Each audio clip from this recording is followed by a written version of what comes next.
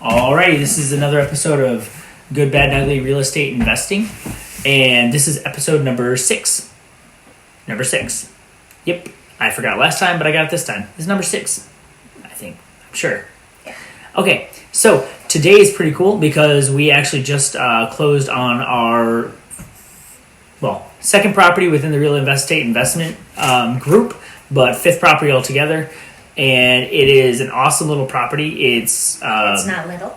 It's not little. 2,200 square feet, sits on 2 acres out in the country. So it's wonderful. I love it. It's awesome. A lot of equity growth. And there's a lot of potential of equity growth in there. Disclaimer. So we're not professionals, not a doctor. So we don't have any licensures, and we are not in any way professionals. We're a real estate investment group that's growing from the ground up. If you watch this, you might see us make some mistakes, do some good things, and work our way through investing in real estate as a group, doing the best we can. And hopefully it will encourage you to know that even if you make mistakes, you can do the same. So, yeah, that's it. So the book that we are going to recommend today is The Richest Man in Babylon. A lot of times these aren't real estate investment books, but it's okay because they're heavily involved in what you really need to do to be successful in real estate, which is get a hold of your own finances. Yep. You don't know what you're spending. You don't know what you can invest. Exactly. You can't invest until you stop spending. Well, you can invest technically. It's easier. It's not the easy route, though. No, it is not the easy route. The better route is to get your spending under control, even though I know you're not spending tons of money on cars and homes and, but that's not the point. The point is that you are overspending in some way. I'm overspending in some way. I know that. We work on our budget daily. So getting that under control so that you are saving more money than you're spending is really the best way to go. And you get to live an enjoyable life right off the bat. You don't have to sit there and fight over your bills all the time. Yep. Yep.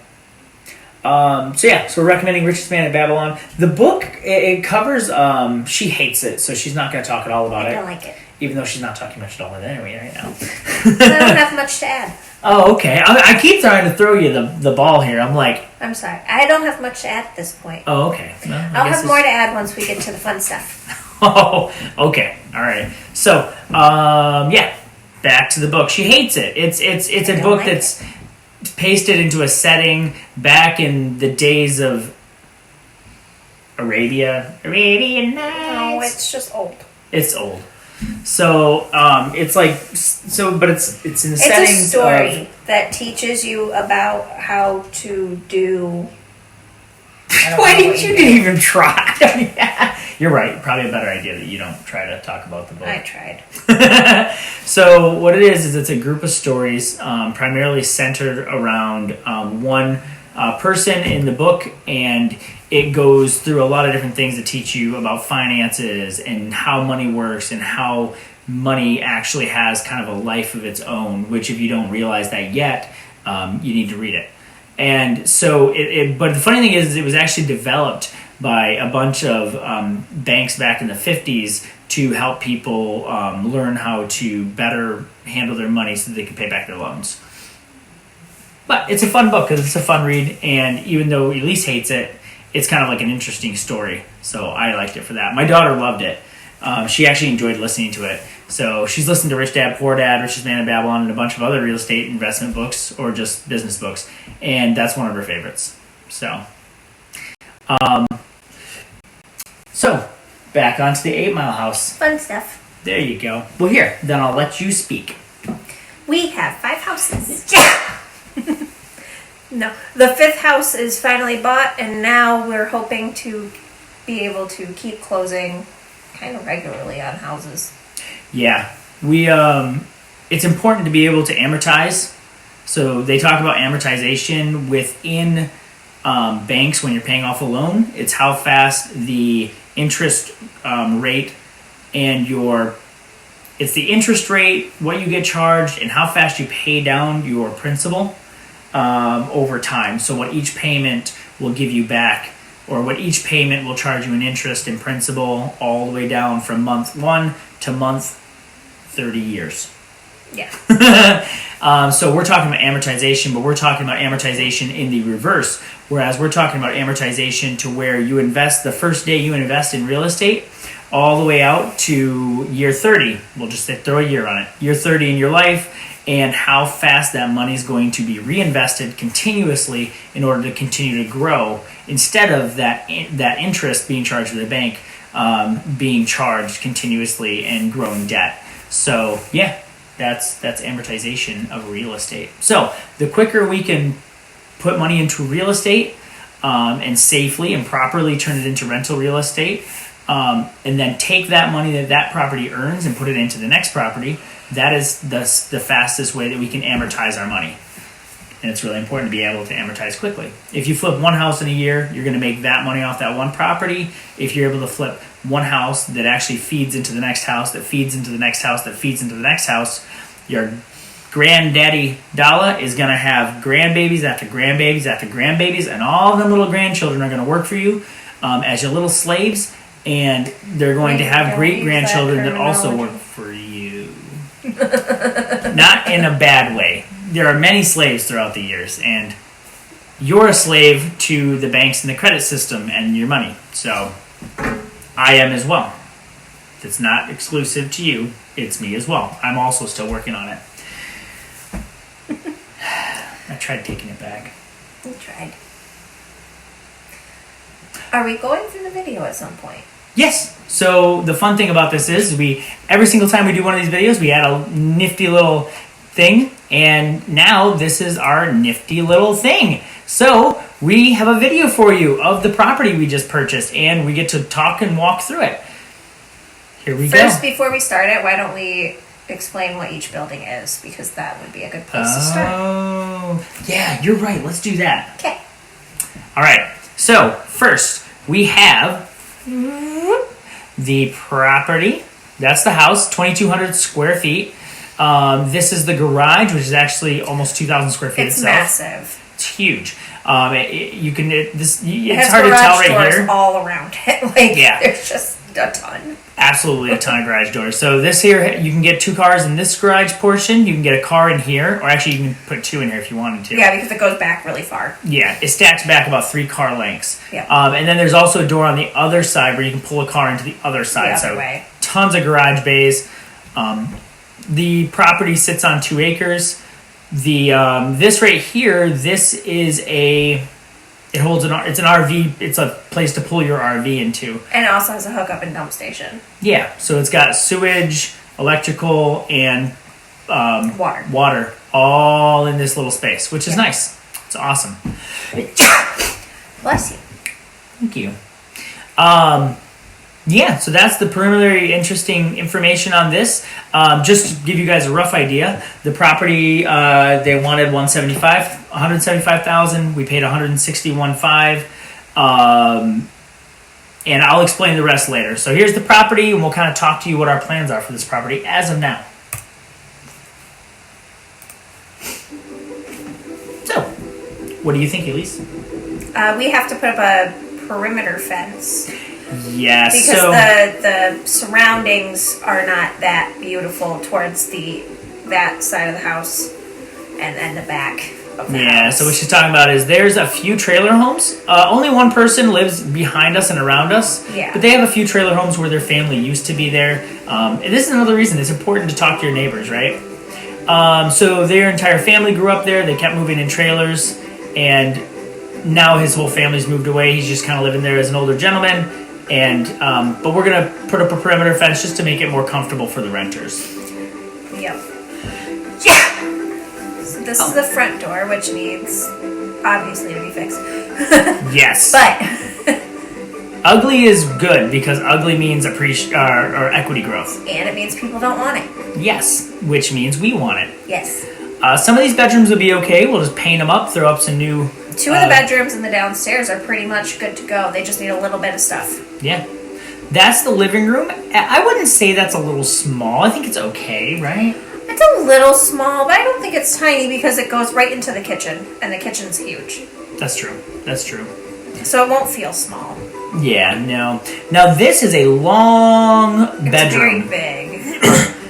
it's a lot of square footage. So what we're planning on doing is putting a wall up in between and making it 2 separate rooms. Yep. And that will make this house a 5-bedroom house. Yes, so then it'll be a 5-bedroom house. Another option we could do is we could actually expand the living room a little bit by making one of those rooms a dining room / living room, and then just having the 1 bedroom. So it'd be a 4-bedroom, 1 and a 3/4 bath. We kind of have to talk that over with our real estate agent and see which would rank better. But That's true. Yeah, you always have a lot of people that you can kind of like check in with between the real estate This house and the actually master. has a dedicated laundry space. Yeah, that's what you just instead saw. of it being out in the garage like so many are in Oklahoma. Yep. Yeah, that bathroom's kind of almost finished. It's almost finished. I do want to update that door just because the door kind of looks old. Oh, that's yeah. about the On the only bathtub? thing. Yep. Yeah, we don't love On that. the shower. The handles and stuff down there. The handles need to be updated, but the Yeah. shower fixture up top isn't bad. Oh, I wanted to mention this. So, we are planning on doing all granite countertops, and in the center of that, a long 5-foot island with granite countertop as well. For the kitchen. For the kitchen, yeah. So it'll have like a roughly 5-foot in long there. island, and it'll have granite countertop, and then a bunch of bar stools probably. Well, we wouldn't prevent bar stools, but somebody will. Oh, well, renters can, or if we go to sell a property, we'd probably put them in then for aesthetic. Yes. The upstairs is a little bit smaller than you would expect. It's a little bit of a strange setup. Yeah, but we can adjust that. Maybe. We're gonna do our best. We're gonna make it work. So this is like the master bedroom. I would imagine you would have like your dressers and your dressing room on one side, along with your long closet. Yes, the closet with an outlet. Yes. Here is your master bathroom. It's a 3/4 bath.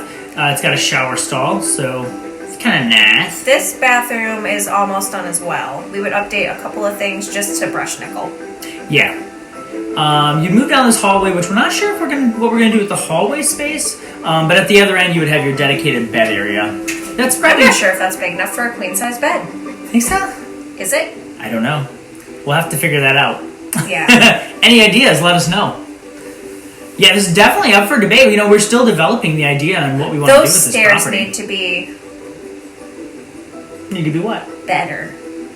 I like the stairs. I mean, of course, we're gonna make them prettier. The wood is very thin. It's made of metal with wood sitting on top. Yeah. We'll figure it out. The wood bows when you walk on it. So we actually have an extra acre to one Yeah, side. it's one edge of the home. You can really see it. It goes a little ways past the trees there, and we have extra space that we can do something with. So that's potential development. We're outside now. There's a nice This big is like a porch area. carport area, but honestly, I'm gonna sell it more as a patio, like a covered patio. Right. Oh, and just to the left of that, I don't know if you guys saw earlier, but there's like a long, slender, like back room, and we were probably right there at the back of the Yes. property. And we're planning on doing is making that into like an art room / like just you know, if you want to grow vegetables in there, like a little garden on the wall. If you want to paint, if you want to, you know, like it's like a mudroom / art room for All this new junk age. back here we will clear out, of course. Yes, I love the bus. That's like one of my favorite things. I love the bus. I don't know what we can do with it, but we're gonna do something because we own it now. Do we have to split the bus with the investors? If you guys want a part of the bus, let me know. And then if I end up doing something with it, I'll cut it up and send you a piece of metal in the mail. Go ahead, be stingy. See what you get. So the garage is really, truly massive. I don't even know how many square feet that garage is. I don't either. I'm having fun. We'll start this again. Okay. I don't either, but I feel like there's more we can do with the garage. Maybe. I think maybe we can box it up a little bit and have a couple different rooms for maybe different, like, idea. Maybe a workshop station. We can make it look more like car location, workshop station. I think it will depend on storage whether unit. or not we ultimately decide to sell. Yeah. Because, I mean, if you look at the property, if you look at the house, it doesn't have that many closets. But No. what it does have is it has a ton of garage space. So Yeah. we could potentially turn one of those garage rooms into more of a storage location. Well, if we wanted to do that, we should make a cedar room like my mom has in her house. What's a cedar room? A cedar room? You don't know what a cedar room is? I have no idea what a cedar room is. Cedar wood keeps away pests. So what you do is if you want to have a long-term storage type area in your home for like, mostly people use it for decorations for different holidays. Oh, or to store possibly their decorations. clothes when they're not using them in season. So say it's summer and you want to put away your winter clothes, you would put it into your cedar closet because it keeps away pests so that you don't get like moths and rats and stuff. Well, I like it, but it sounds expensive. So, we'll talk about that. I'm not saying a big space, just a cedar closet. Okay, maybe it's an idea. Yeah, I like those ideas. Just like a 10 by 10 cedar closet. Look at the windows. You notice how many windows are in this, and look at the outlets. I don't know if you guys saw. There's earlier. outlets everywhere. There is an outlet every 3 feet on that wall. It's pretty insane. We might actually close some of those up. Might be more trouble to close them. I don't know. Probably maybe. No, it's cheaper. Cheaper? Okay. Oh, hey, here's that mudroom. Yes. So it'll give you a quick view left and right. It runs. It's a little thin. Nope, it won't. Whatever. All right. So it runs the length of the house on the other side. Whatever. We'll do something with it. We'll figure out something for it. All right. That's enough of the video. I'm going to stop the video and we will switch over to a little display here. So. But then, like, Elisa's talking while I'm doing things on the other side. I'm sorry, I wasn't sure what else to add. All right, so here we are. On this, you can see, we get to do something exciting today. We get to even add the colors of the new property. Doesn't that mean more debt? Yes, that means more debt. So I've already adjusted something up here. You can see, I think you can see it. I hope you can see it. I think they can. Oh, here, let me double check on that. Yeah, okay, you should be able to see it. There it is. All right, up here, if you look in the upper left-hand corner, you have the investment funds we still have from investors. These numbers are after we've moved the money for the purchase of this property. So originally we had $40,000 in the HELOC. We had $35,000 in the investor funds. And as we've been talking to investors and they said, yes, the 8 Mile property is the one we want to invest in, we moved them from there and we put them back into the HELOC, which is the money that we originally used to purchase the property. Yes. So we kind of front the money to get a house bought. Yep. And then the investors kind of pay us back to get their share of the home. Yes. So it's up to every investor to do their own research and to find out whether they do or do not want to invest in these properties. We have already decided that on our own, this is a good property for us to invest in. Right. So even if we don't get enough investors interested, we are okay with owning a large portion of the home. It just means that we'll have to grow our investment group a little bit slower because we wouldn't have as much money to front. Yes. So if we run out of front money, then we got to slow down a little bit, which I don't want to do, but you know, it happens. Yep. And that's okay. We're still growing. But what it does do is it allows the investors, the people that are pooling information and knowledge together with us to say, hey, you know what? The guys that are primarily putting this together are really putting a lot in the pot, a lot of skin in the game, as investors would say it, to know that they can, you know, hopefully trust the information we're using to do a good investment, because not that they're using our information, not supposed to be. We give them the numbers as potential estimations. Right. We give them numbers and information and as much information about the property as we can possibly give them. Yes. So that they can draw their own conclusions. Yes, and these are just estimations that we come up with based on the information we have. But it's definitely there. So they go out, they pull their own numbers, and then they decide if they want to really buy into a certain percentage of income and loss from that property. So anyways, right here, doodly-doo, is the equity we currently hold within properties. So that's not the property values altogether. This is the property value minus the loan that we have on the property. So this is pure equity. Ooh, that's a nice amount. I know, yeah, and it's growing. It's going to grow a lot this year. The right here is the, if you go to the right of that, it says buffer funds. This is where we're kind of sucking. So, hey, good, bad, and ugly, right? So we have, I have 4 properties up until we have, well, let's see here, Cherokee, Babbitt, Rotherwood. All right, so we have 3 properties that are currently with us. And up until we started doing the real estate investment group, we really just used our own personal bank account as a buffer fund. So we always made sure we had a bunch of money in the bank to have as backup in case any needed repairs were out there. But now that we've started a real estate investment group, now we have to build each property their own personal bank account for repairs. So that they can draw from that. So if something happens, like the hot water heater needs to be replaced, we have money to draw on to get that done in a timely manner. Yep, exactly. Right now, we only have $1,408 in total for all these properties in there. Now, of course, that doesn't mean that if a AC unit went out tomorrow, we couldn't afford to replace it. No, we will do it. Yeah, we do have our HELOC that we still have money in. We have other assets, and we also have investor funds. We also, we have equity to pull from if we really had to maintain properties and stuff like that. So it's not, but at the same time, we shouldn't have to do all of this. The whole point of the buffer funds are so that each property, as you can see right here, can you see my mouse at all on there? I can't. I was just looking for it. Oh, here it is. Oh, there it is. Weird. Oh, I hadn't clicked yet or something. I don't know. Sorry about that. So if you were watching before, investor funds, HELOC, equity, buffer fund. But just below the buffer funds here, we have the individual properties buffer funds, and they're not looking great. They're going to build up. Not fantastic. We really just started this process. We're working on it. We're working on it. Good, bad, and ugly, right? Yep. All right. So these are all of our other properties, but let's just look at the one that we have right now going. Here is the 8 Mile property. We're looking at about $43,000 to flip this property. That includes the pretty much what that includes.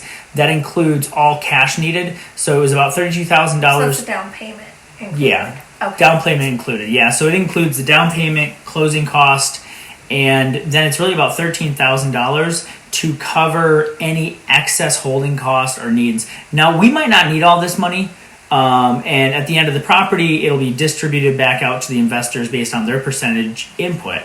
But this is how much we're estimating. Now, what we do for the loan is we use the loan to purchase the property with a down payment from us, but then we also have a renovation loan or a construction loan. And what that does is that's going to give us a loan to actually fix the property up. So this $43,000 doesn't really include the materials to fix the property. Right. Are you going into labor? No. Okay. You were holding your stomach weird and made a funny face. She's kicking. Okay. All right, so here's the capital invested initially, $43,000. The original mortgage, I got to update that. That's actually $144,000. The estimated cash flow is going to be about $846, which, as you can see, that's pretty good. You know what I mean? Compared to the ones we've had in the past. The ROI is where it takes a little bit of a hit, and I'll explain that. Appreciation, none so far, obviously. It hasn't had room to appreciate. Equity growth, we have actually quite a bit of equity growth we're hoping to get out of this property.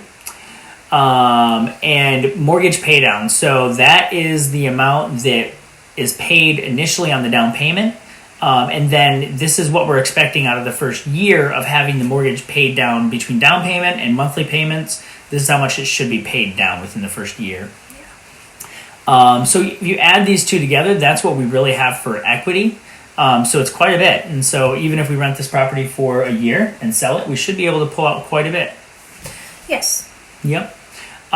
Here's our ROI, right? So this is where I was talking about the ROI doesn't look so hot.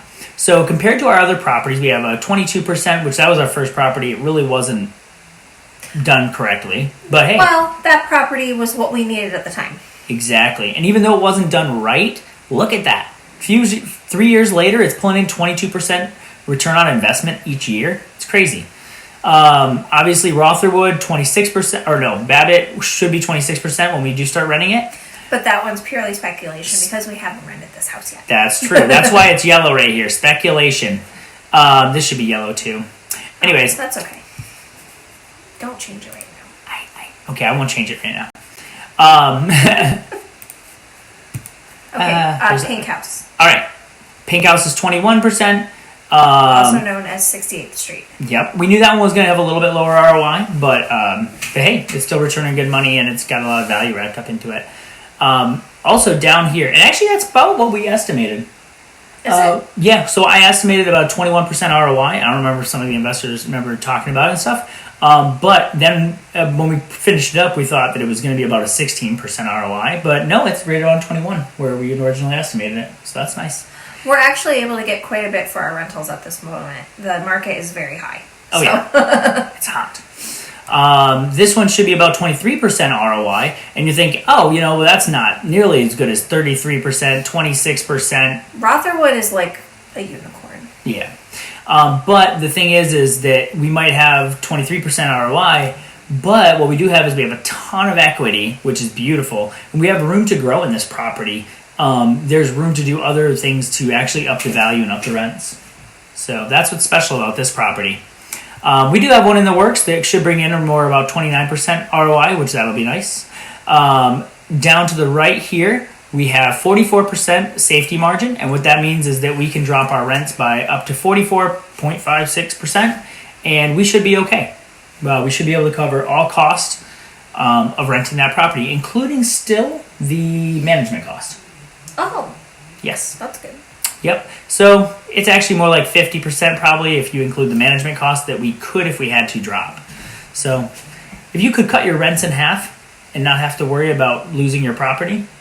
How secure is that TV? It wiggles a lot. Don't worry about it. Okay. Anyway. It's tipping quite a lot that way. So that is the property. Oh, so yeah. So we get to do this today, right? Oh, that gets to be green? It gets to be green now. Yep. But it can't be green. Well, some of it can be green. Yeah. This will, okay. Some of it's still projections. Yeah, we'll keep the projection. So we'll do this. We'll do projected safety buffer because we don't have one yet. Projected equity growth because we don't truly know that yet. Projected rents. Get out of here. Projected rents. We don't absolutely know that yet. All right, did I miss anything? I think that's good. Yeah, we know we paid debt down on mortgage, and that'll be paid through amortization through the mortgage. Yeah, so that's it. But that means that we own it. Yes, but red. But yeah, that means that we own the property. Look at that! Yay! So now we have 5 properties in total, and 2 properties within the real estate investment group. So, boom. Hopefully we do a bunch more this year. So anyway, let's go back to the idea. We should have, within the next few weeks, we should have our handyman business up and running. Handyman business. We should have our handyman business up and running. And we're going to be starting to do work for local real estate agents and stuff like that in order to help. Managers. Yep, property managers in order to help support our investors. While they're here working on their investments. Yes, the laboring investors. So this is a separate company from the investment group, but it helps support the work that's needed to bring in income for our working investors. So we need another LLC. Yes. So it's important to have another LLC because of this. An LLC is a separate company altogether. If you mingle funds, which means if you have the same bank account running all the LLCs, you're going to pierce the corporate veil. If you put the names on different documents, if you mingle the names of the companies on the same documents, you're going to have pierced the veil. Pretty much you have to treat these companies as separate companies to keep a solid distinguishing. The truck has to be owned by the LLC for the handyman. Yes. So we just purchased a vehicle. It is owned by the Consortium of Ancients Handyman Business Company, not the real estate investment company. The labor that we have. Are we repurposing one of our LLCs? Yes. Oh, so here, I'll explain it this way. So we have 2 LLCs. This is Consortium of Ancients. And this is Dragon Realty. Imagine a big line between the 2. Currently, Consortium of Ancients owns the 8 Mile property. Okay. We are contracting Consortium of Ancients. It owns the property. It will remodel the property using our contracted investors that are handymen. They're going to fix up the property, flip it. It's going to gain its value. Then the contract is written up for the investors while it's owned by Consortium of Ancients. Okay. So now what happens is if we have someone that breaks a leg, if we have someone that falls and breaks their back, if we have somebody goes haywire in somebody's house, a handyman goes haywire in someone else's house and they murder somebody. Jeez, you're dark. Sorry. Okay, a little less dark. Let's say they get accused of something and now... They stole something. Jeez. From the property. Sorry. And now the owner of that property is going to sue Consortium of Ancients for the theft of that property based on their people, right? Because anybody can sue anybody, right? So Consortium of Ancients will get the lawsuit, but it will not be connected with Dragon Realty because Dragon Realty is a completely different company that holds rental real estate. Consortium of Ancients is a company that purchases and fixes houses and then sells them. But it's also our handyman group. So actually, we might make a third company for the handyman group. Well, that's what I was saying. Oh. Do we need another LLC? Yeah. We're probably... The idea being that we get another LLC. One fixes up and sells property to Dragon Realty. The third LLC will actually be the handyman business itself. We need another name. It's all about lawsuits, right? So if somebody sues your handyman while they're working on the properties, they're going to go after the LLC. The LLC is not going to have anything in it. But if the LLC has nothing... Right? It has nothing. It has nothing. It doesn't own anything. If somebody falls and breaks their neck while working on one of the properties, they can sue us, right? One of our investors could try to sue us, but since they own it would not be beneficial. No, they own part of it. So they can try to sue us, but what they'll get is they will get whatever is in the Consortium of Ancients LLC. And they will also be suing themselves. Which could be one house, and that can happen. Yeah. That's the chance you take. The house has to be owned by someone that can get sued. Anyways, after that, the Consortium of Ancients sells the property, quick claim deed, it's the property in a sale, to the Dragon Realty Investment Group. The contract transfers automatically from Consortium of Ancients to Dragon Realty LLC. And now the holding company is Dragon Realty LLC. And now the only people that can sue that company are people that are directly related to the rental real estate after it's turned into rental real estate. So the three companies keep each other safe by having nothing to do with each other. Yes. Yes. But you got to keep your funds separate, which we do. Yes. Yes. Which is highly confusing, but he tracks it very well. Takes a lot of research and studying to understand tax code, the LLCs, the companies, the everything. Yeah, everything. It's a lot. It's a lot, but it's fun. I've enjoyed every step of it. I think that we're just about done with this episode. Yeah, I don't think we need to go any further. I think when we get long-winded, people just hate us and click stop. Potentially. I've noticed that the length of holding time that we hold people's attention is on average like 2 minutes to 3 minutes. So I thought that it was 6 seconds. Some of them, yes. So it's like it's kind of like one of those things where like I don't want to be that guy, but I feel like sometimes we just have to be like bam, like there's an amazing real estate investment thing right here. But I'm not going to do that. But that's why they do it, to hold your attention for more than like 10 seconds. You just scared our one fan. Come back! Come back! Don't leave us! Okay. We need you! Tell the nice camera goodbye. Goodbye.